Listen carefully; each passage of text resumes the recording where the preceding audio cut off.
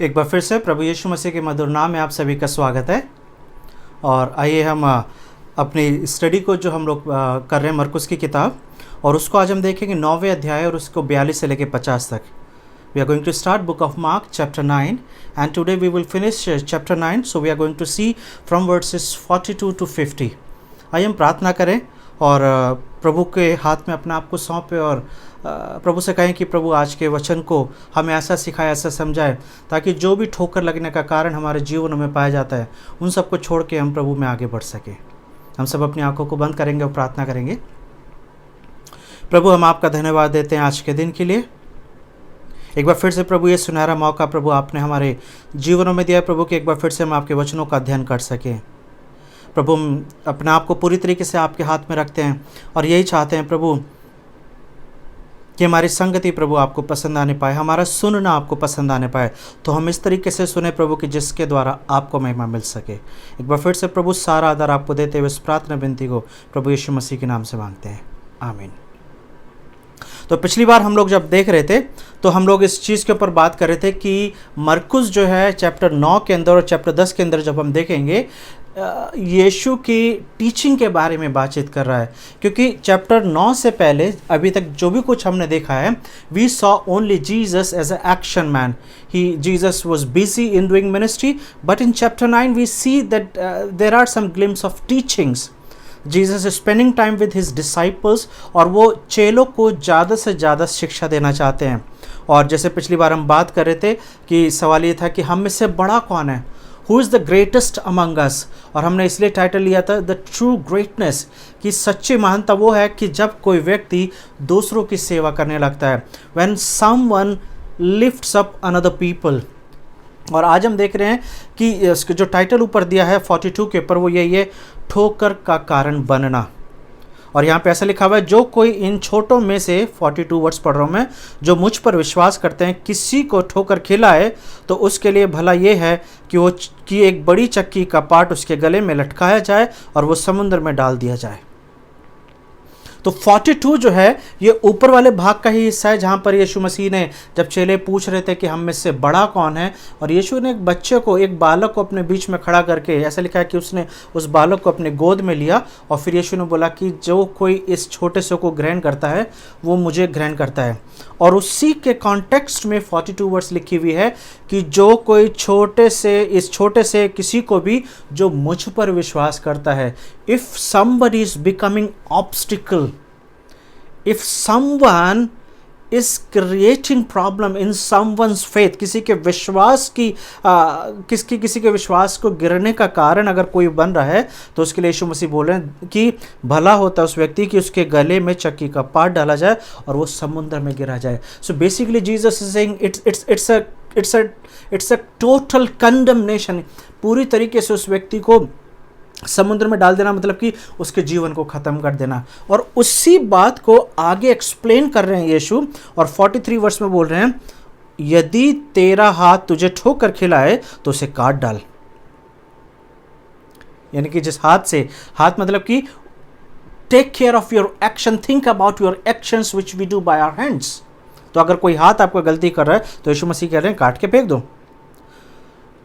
टूंडा होकर जीवन में प्रवेश करना तेरे लिए इससे भला है कि 2 हाथ रहते हुए नरक की आग में डाला जाए, और जो कभी बुझती नहीं।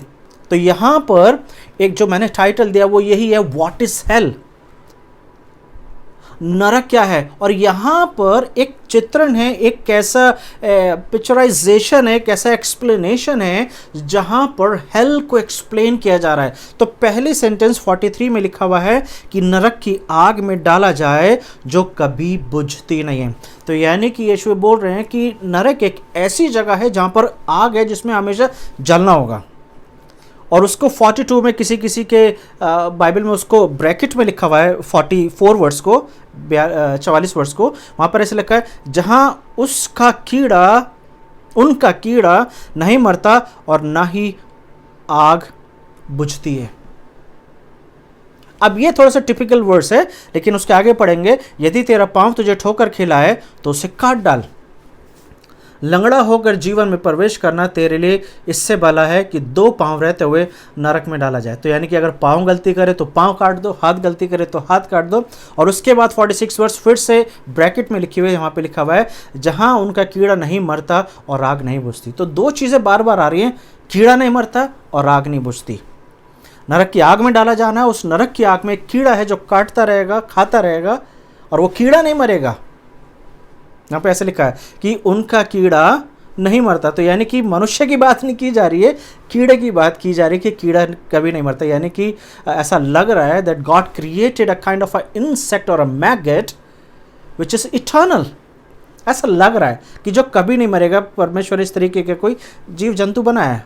और फिर आगे लिखा है यदि तेरी आँख तुझे ठोकर खिलाए तो उसे निकाल डाल, काना होकर परमेश्वर के राज्य में प्रवेश करना तेरे लिए इससे भला है कि 2 आंख रहते हुए नरक में डाला जाए। और फिर से वही वर्ष है जहाँ उनका कीड़ा नहीं मरता और आग नहीं बुझती। तो 3 बार ये चीज़ रिपीट हुई है और तो तीनों बार यही चीज़ बोली जा रही है कि आग में वो कीड़ा कभी नहीं मरता। So how to understand. और ये कोई नई चीज़ नहीं कि पहली बार यहाँ पे रिपीट हो रही है।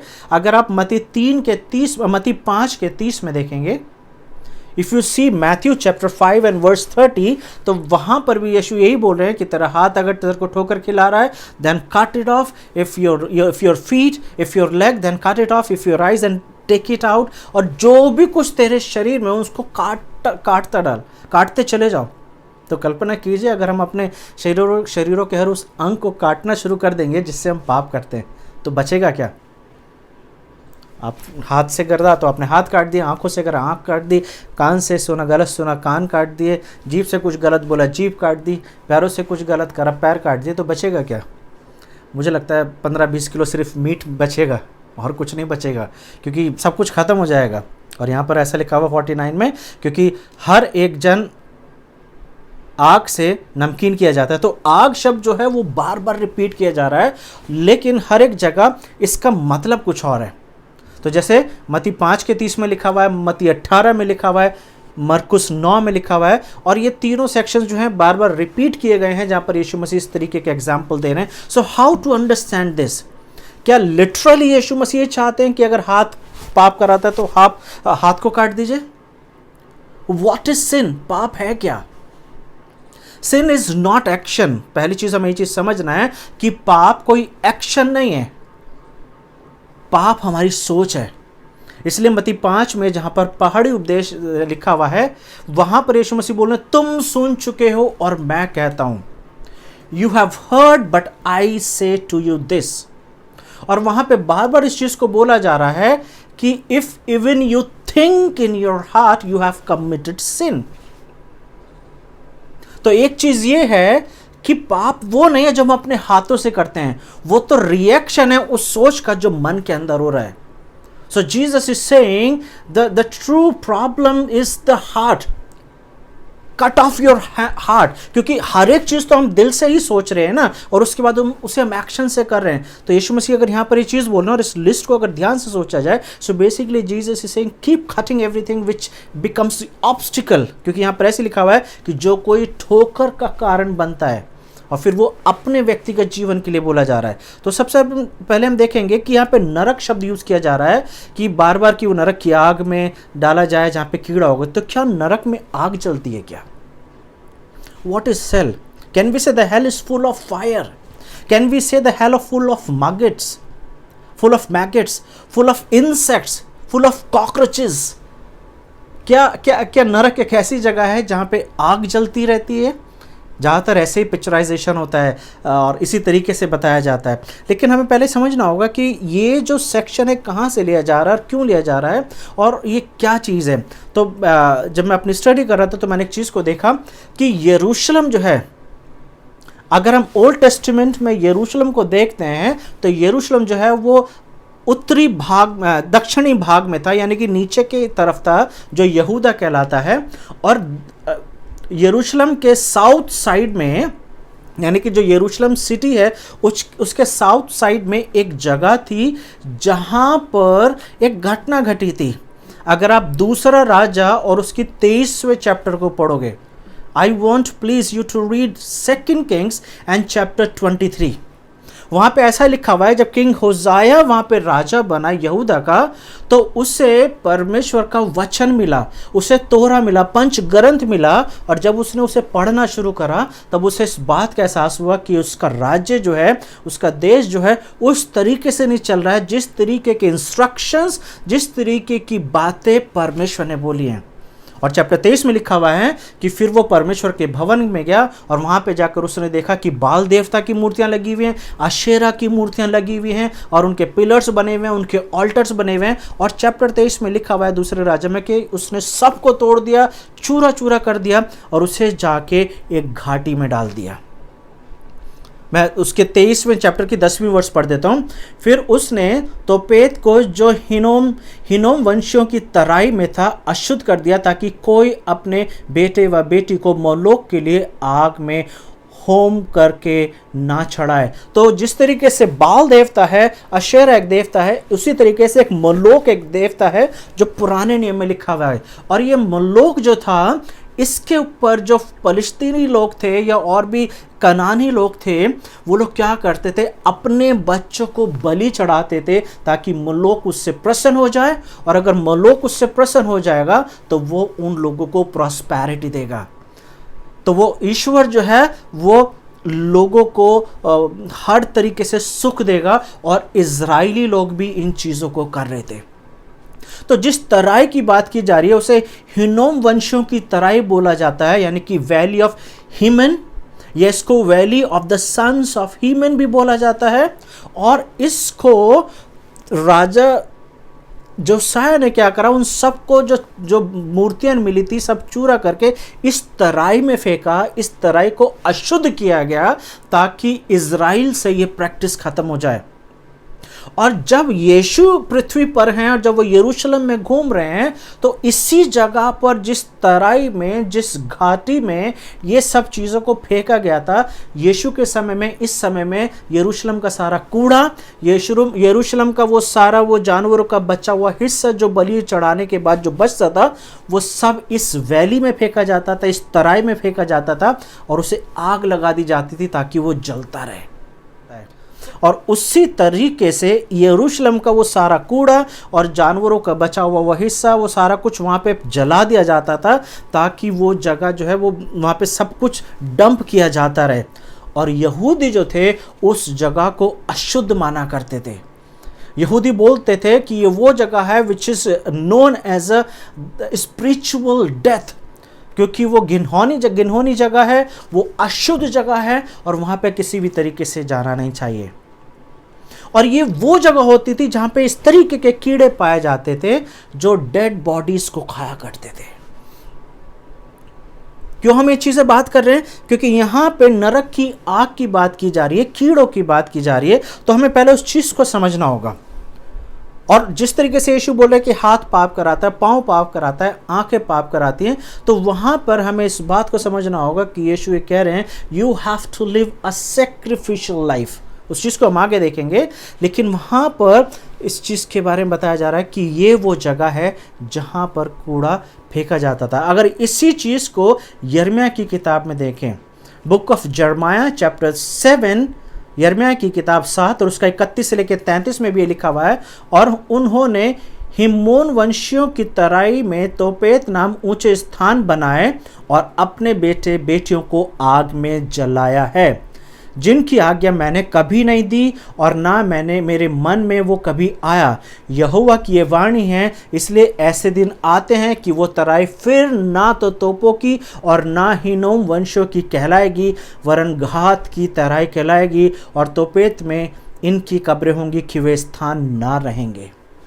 33 वर्ष, इसलिए इन लोगों की लोथ आकाश के पक्षियों और पृथ्वी के पशुओं का आहार होगी और उनको भगाने वाला कोई ना होगा। तो आप देख रहे हैं इसी तराई की बात की जा रही है, इसी जगह की बात की जा रही है जहाँ पे सड़ांध है, जहाँ पे हर तरीके की बदबू है, कीड़े हैं, और ये आग हमेशा जलती रहती है क्योंकि इसमें हमेशा कूड़ा डंप किया जाता है। और इस जगह को ग्रीक में गहना बोलते हैं, गहना। और इसी जगह को हिब्रू में यानी कि इब्रानी भाषा में द वैली ऑफ हिन्नोम बोला जाता है। यानी कि हिमोन वंशियों की घाटी।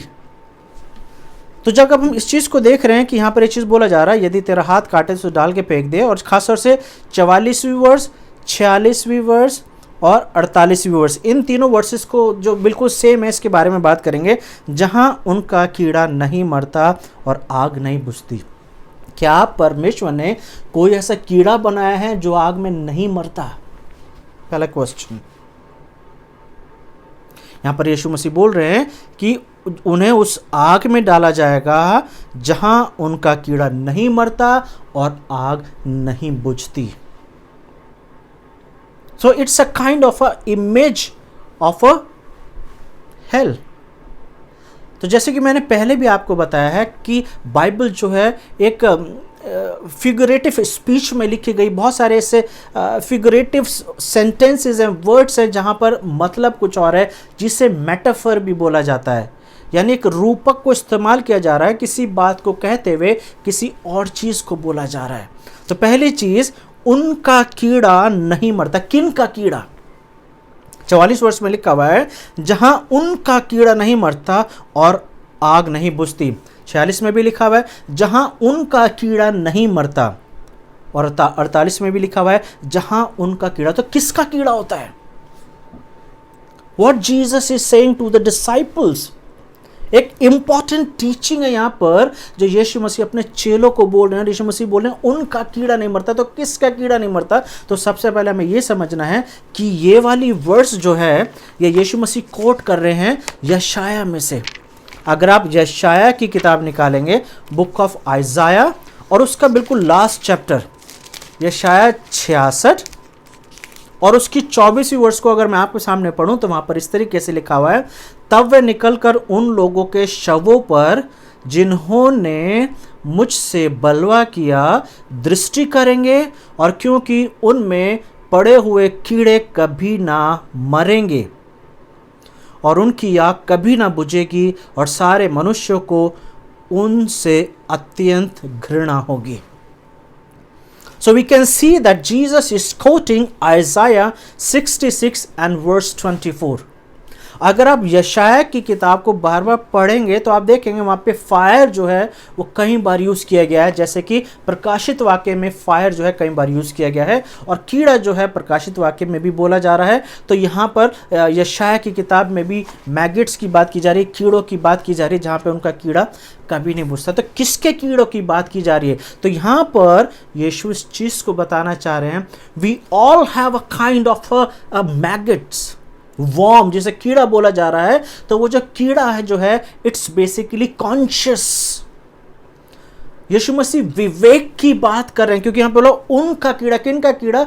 हर एक उस व्यक्ति का कीड़ा। तो कीड़े का मतलब क्या है?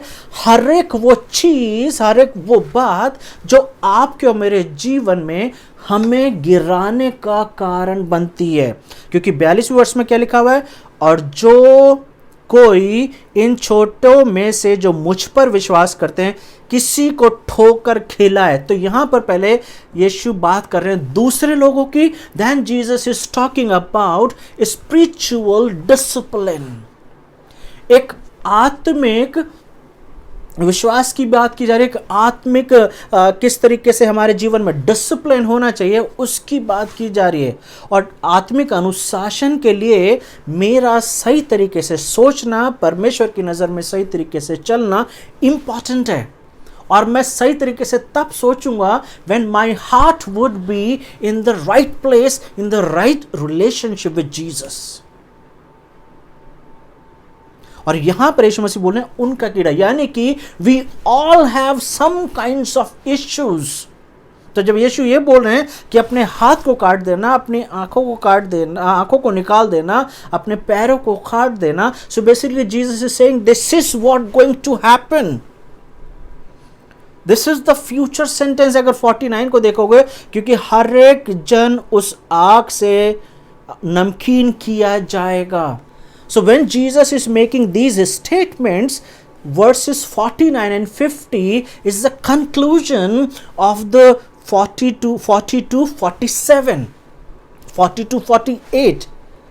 कि जब हम इन चीज़ों को काटते रहेंगे, काटना मतलब कि शरीरों के अंगों को काटने का मतलब क्या है? When you will suffer. अगर आप मेरे साथ निकालेंगे याकूब की किताब और उसका chapter 1, book of James chapter 1 and versus 4 to 8, 2 to 4, book of James chapter 1 from versus 2 to 4। तो वहाँ पर ऐसा लिखा हुआ है, याकूब 1 2 से 4, हे मेरे भाइयों, जब तुम नाना प्रकार की परीक्षाओं में पढ़ो तो इनको पूरे आनंद की बात समझना। When you fall into temptation, then rejoice. This is a glad thing. This is a good thing that you fall into temptation. नाना प्रकार की परीक्षाओं में पढ़ो तो उसे बड़े आनंद की बात समझना। और हम आए हमारे बाप की दुआ बोलते हैं कि प्रभु हमें परीक्षा में न पढ़ने देना। यीशु मसीह ने यही सिखाया। लेकिन यीशु मसीह ये भी बोल रहे हैं कि ये परीक्षा नहीं, क्योंकि यहाँ पे क्या लिखा हुआ है? यह जानकर कि तुम्हारे विश्वास के परखे जाने से धीरज उत्पन्न होता है। So temptations are the steps, they are the staircase. ये वो सीढ़ियां हैं जिस पे चढ़कर हमें धीरज को अपना पूरा, धीरज हमारे जीवन में आता है और हम सिद्धता की ओर चले जाते हैं। क्योंकि यहाँ पे लिखा हुआ है, पर धीरज को अपना पूरा काम करने दो कि तुम पूरे और सिद्ध हो जाओ और तुम में किसी बात की घटी ना हो। तो काटने का मतलब क्या है? शरीरों के अंगों का उन प्लेजर्स को, उन इच्छाओं को, उन आनंदों को जो हमें अपने हाथों से करने से, हमें अपने पाँव के करने से, हमें अपनी आंखों को देखने से, हमें अपने कानों को सुनने से आता है, उन आनंदों को, उन प्लेजर्स को willfully we need to cut off. मतलब हमें पता है कि हाथों से ये करने से मुझे आनंद मिलेगा और यीशु बोल रहे हैं जस्ट कट ऑफ। और उन बातों को छोड़ने से आनंद नहीं आ रहा है। प्रभु, अगर मैं इस चीज़ को छोड़ दूंगा, जो मैं अपने हाथ से इसको करता हूं, तो आनंद नहीं आ रहा। तो यीशु मसीह बोल रहे हैं it's better to cut off, not your hand, it's a metaphor. यीशु मसीह बोल रहे हैं जो काम को करने में आपको आनंद आता है उसे छोड़ना पड़ेगा।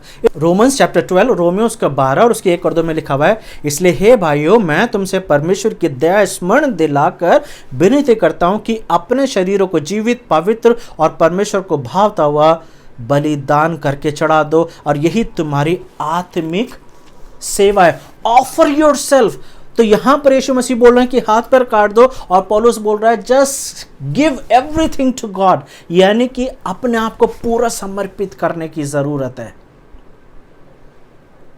तो what is maggots, what is worm? वो जो हमारा विवेक है, जो हमसे गलती कराता है। तो यहां पर यीशु मसीह बोल रहे हैं उनको उस आग में फेंका जाएगा, यानी कि आग, नरक, यानी कि एक ऐसी जगह जहां पर हम परमेश्वर से दूर हो जाएंगे, एक ऐसी जगह जहां पर यू कांट वर्शिप गॉड।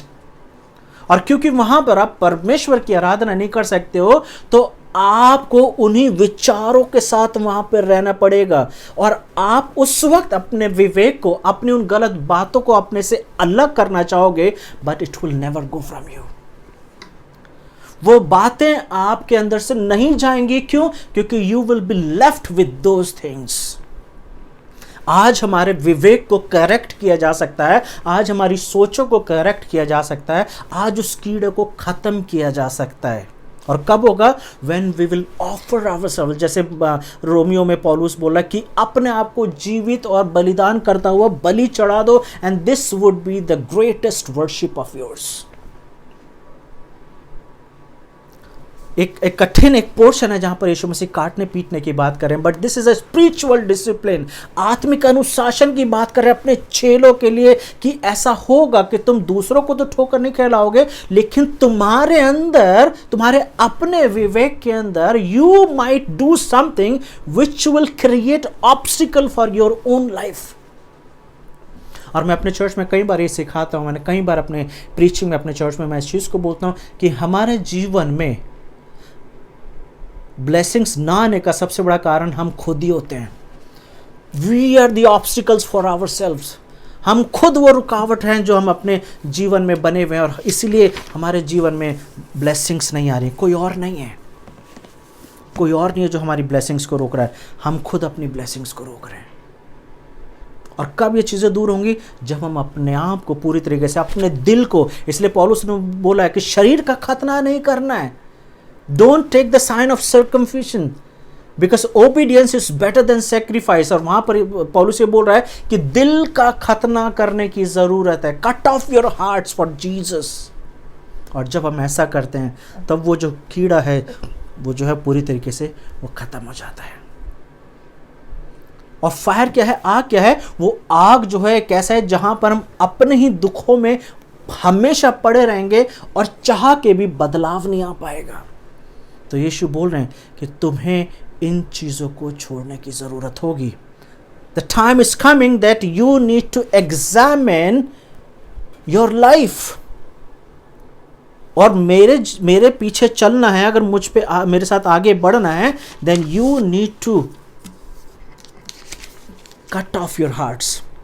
और 49 वर्स में ऐसा लिखा हुआ है, क्योंकि हर एक जन आग से नमकीन किया जाएगा। आग से नमकीन कैसे होते हैं? आग और नमकीन ये दो बिल्कुल अलग अलग चीज़ें हैं। और आग और नमकीन का जो है, आग का और सॉल्ट का जो है बार बार जिक्र जो है ओल्ड टेस्टमेंट में, लेविटिकस में खास तौर से ज़्यादा किया गया है कि जब भी बलियां चढ़ाई जाती थी, अन्न बलियां चढ़ाई जाती थी, अनाज की बलियां चढ़ाई जाती थी, तो उसमें नमक का मिलाना ज़रूरी होता था। तो जब यहाँ पे बोला जा रहा है आग से नमकीन किया जाएगा, तो इसका मतलब क्या है? What is the use of a fire in your life and in my life? What we see, how fire do things. आग जो है दो चीजें करती है। पहली चीज आग डिस्ट्रॉय करती है और दूसरी चीज आग प्योरीफाई करती है। आग जो है चीजों को ठीक करती है। जैसे कि मत्ती उसके 13 के 40 में लिखा हुआ है कि वीड्स जो है वो जंगली फसल जो है वो आग में जला दी जाएगी। So we can see the nature of a fire, it destroys. आग क्या करती है? जला देती है। लेकिन आग प्योरीफाई भी करती है।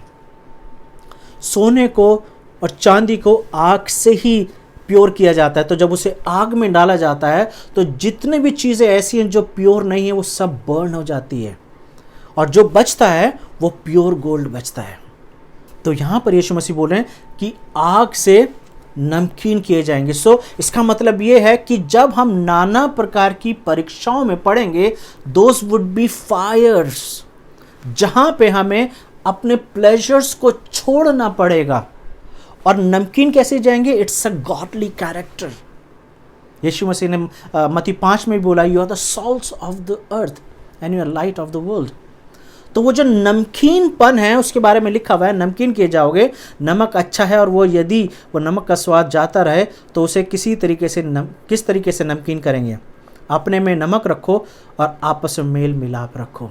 This is the godly character. Jesus is saying you are the salt of the light in Matthew 5, और यहाँ पर बोल रहे हैं keep the salt in you. Salt की एक विशेषता होती है। सॉल्ट के बारे में, नमक के बारे में आपने कई बार सुना होगा कि नमक जो है प्रिजर्वेटिव्स है। उस समय में जब फ्रिज नहीं हुआ करते थे तो नमक से ही जो मीट हुआ करता था उसको प्रिजर्व किया जाता था, उसको रखा जाता था ताकि उस सड़ने से बचे। नमक अपने आप में प्योर होता है। नमक इज प्योर। जब तक नमक के अंदर कोई चीज मिक्स ना की जाए, नमक की प्योरिटी कभी भी नहीं जाती है।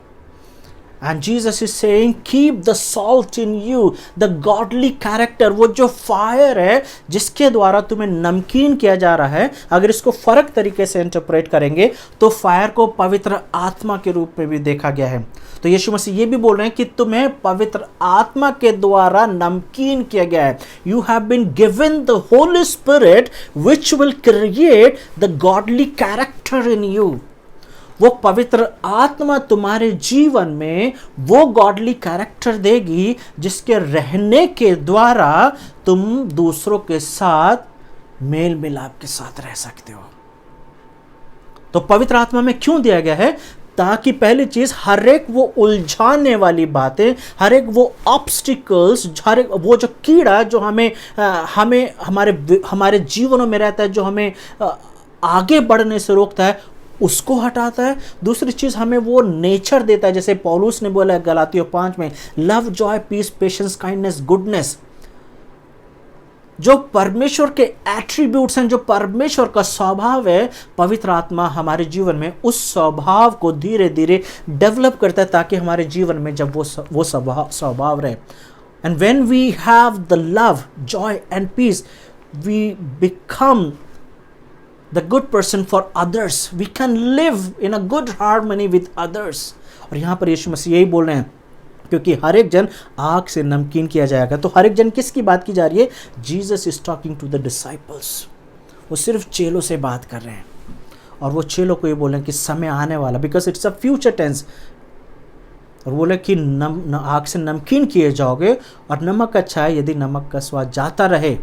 तो ऐसा हो सकता है you have the holy spirit but you are not working with the holy spirit, कि पवित्र आत्मा तो है, लेकिन अगर आप पवित्र आत्मा के साथ अपने जीवनों में काम नहीं करोगे तो देयर आर पॉसिबिलिटीज कि आपके जीवन में जो डेवलपमेंट होना चाहिए वो नहीं होगा। क्योंकि हमने दो तीन सरमन पहले भी हमने चीज़ को देखा था कि अगर हमें यीशु मसीह में बढ़ना है तो हमें पवित्र आत्मा के साथ अपने खुद के जीवन में काम करने की ज़रूरत है। क्योंकि यीशु मसीह ने अपना काम कर दिया है। पेंतेकुस्त के दिन वो पवित्र आत्मा पूरी तरीके से मनुष्य को दिया गया है, और हर एक विश्वास करने वाले को पवित्र आत्मा दिया गया, और उस पवित्र आत्मा के द्वारा हमें नमकीन किया गया है। God has given his salt to us. He has made our life perfect. अब ज़रूरत यह है कि किस तरीके से मैं जिस समाज में रह रहा हूँ, जिस परिवार में रह रहा हूँ, जिस कलीसिया का मैं हिस्सा हूँ, जिस चर्च में मैं जाता हूँ, जिन फ्रेंड्स के साथ मैं उठता बैठता हूँ, जिस घर में मैं रहता हूँ, क्या वहाँ पे मैं लोगों के साथ अपने उस नेचर के साथ रह रहा हूँ जहाँ पे मेरे आसपास मेल मिलाप है, या मैं अभी भी एक ऐसा व्यक्ति हूँ जहाँ पर कड़वाहट निकल रही है, जहाँ पर अभी भी बिटरनेस दिखाई दे सकती है मेरे आसपास। अगर ऐसा है तो वो कीड़ा जिसकी यीशु बात कर रहे हैं, वो यीशु मसीह कह रहे हैं वो कीड़ा मरेगा नहीं। पहली चीज़, परमेश्वर ने कोई भी ऐसा जीव जंतु नहीं बनाया जो कभी ना मरे, कोई नहीं बनाया। इवन आदम हवा को बोला गया था कि अगर तुम पाप करोगे तुम मर जाओगे। So nothing is permanent in this world, nothing is permanent. लेकिन यीशु यहाँ पर एक एग्जाम्पल दे रहे हैं, एक मेटाफर है, एक figuratively Jesus is speaking that maggot will never die. वो कीड़ा जो है वो नहीं मरेगा। तो हमें ये देखना है कि क्या मैं पवित्र आत्मा की अगुवाई में चल रहा हूं। और यीशु बोल रहे हैं कीप कटिंग एवरी प्लेजर, हर एक वो आनंद जो संसारिक आनंद है, जो हमें अपने हाथों से करने में मज़ा आता है, जो हमें अपने पाँव के चलने में मज़ा आता है। अगर इन शब्दों को आप देख रहे हैं तो अगर आप भजन संहिता 1 पढ़ेंगे तो वहाँ पर भी कुछ यही चीज़ें लिखी हुई हैं। क्या ही धन्य है वो पुरुष जो दुष्टों की युक्ति पर नहीं चलता। यानी कि वो व्यक्ति जो दुष्टों की युक्ति पर नहीं चलता, basically cuts of his legs, वो अपने पैरों को काट देता है ताकि उसे दुष्टों की युक्ति पर जाना ना पड़े। This is the metaphor. और ना पापियों के मार्ग में खड़ा होता है, ना ठट्टा करने वालों की मंडली में बैठता। So he takes no pleasure with the worldly people. वो किसी भी तरीके से उन एक्शंस को नहीं करता है, उन जगहों पे नहीं चलता है, उन बातों को नहीं बोलता है, उन बातों को नहीं सुनता है, उन बातों को नहीं देखता है। और इसलिए मसीह जीवन जो है it's a full of sacrificial life. ये एक ऐसा जीवन है जहाँ पर हमेशा हमें अपने आप को सेक्रीफाइस करना होगा। God has given us the godly character, लेकिन उस गॉडली कैरेक्टर को डेवलप करने के लिए we need to work with the holy spirit. आइए हम अपने आप को पूरी तरीके से प्रभु के हाथ में दें और प्रभु से यही बोलें कि प्रभु वो नमकीनपन जो है मेरे जीवन में, वो जो मसीह का नमकीनपन है वो हमेशा बना रहे। आज समाज को सिर्फ उसी प्यार की ज़रूरत है जो यीशु मसीह से दिया जाता है। इसके अलावा दुनिया में और कोई प्यार नहीं है। यीशु मसीह ने हमारे पापों के लिए उस बलिदान को दे दिया है। He has cut off everything. Now we don't need to cut our hands, our feet. यीशु मसीह ने उन सब चीज़ों को सह लिया जो हमें सहना था। And he has given the pure heart. इसलिए यिर्मयाह की किताब में लिखा हुआ है कि मैं उनका वो पत्थर का दिल हटा के उन्हें नर्म दिल दूंगा, और एक ऐसा दिल दूंगा जिसके ऊपर मेरी बातें लिखी हुई होंगी। और मैं आपको बताना चाहता हूँ कि यीशु मसीह ने वो दिल आपको और मुझे दे दिया है।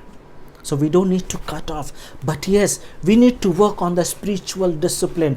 आत्मिक अनुशासन के ऊपर हमें काम करने की ज़रूरत है ताकि हम मसीह में बढ़ सकें। इससे पहले ये साल ख़त्म हो, आइए हम प्रभु में और बढ़ सकें, प्रभु में और आनंद करते हुए बढ़ सके, ताकि हमारे जीवनों के द्वारा प्रभु को महिमा मिल सके। आइए हम प्रार्थना करें। प्रभु मैं आपका धन्यवाद देता हूँ कि आपने प्रभु हमें अपने वचनों से इन बातों को सिखाया प्रभु कि किस तरीके से आत्मिक अनुशासन के लिए प्रभु हमें उन बातों को छोड़ने की ज़रूरत है जो प्रभु सांसारिक तरीके से हमें आनंद देती हैं, लेकिन आत्मिक तरीके से वो बातें प्रभु हमें आपसे दूर रह जाती हैं। इसलिए हमारी मदद करें प्रभु, ताकि हम ठट्टा करने वालों की मंडली में न जा सकें, ना पापियों के मार्ग में जा सकें, ना पाप करने वालों की संगति में बैठ सकें। हम अपने हाथों को हमेशा ध्यान रख सकें ताकि हमें देखें हम किस तरीके के काम करते हैं। अपने पाँव को चौकसी करें ताकि हम देखें हम कहाँ जाते हैं। अपनी आँखों को, अपने कानों को, अपनी ज़ुबान को, हम अपने आप को पूरी तरीके से प्रभु जी उन बातों को हटा दें, काट दें पूरी तरीके से जो प्रभु हमें आपके प्रेम से अलग करती है। प्रभु जी हमारी मदद करें ताकि हम आपके प्रेम में बढ़ सकें, क्योंकि प्रभु आपने हमें पवित्र आत्मा के द्वारा वो सामर्थ दिया है, वो बल दिया है, वो कैरेक्टर दिया है प्रभु जी, ताकि हम हमेशा आपके कहला सकें। यही मेरी प्रार्थना है, हर एक सुनने वाले के जीवन में बहुतायत से प्रभु आपका कार्य हो सके। यीशु मसीह के नाम से इस प्रार्थना को मांगते हैं, आमीन। Thank you very much.